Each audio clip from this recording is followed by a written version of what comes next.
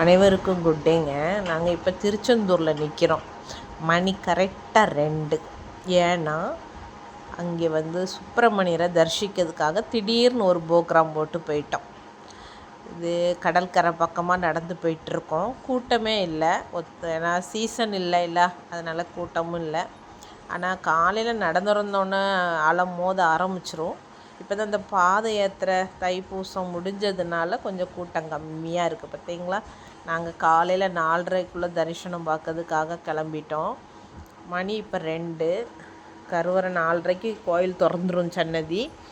அப்புறம் பாத பூஷ தரிசனம் பார்த்துட்டு பாலசுப்ரமணியரையும் பார்த்துட்டு வருவோம்.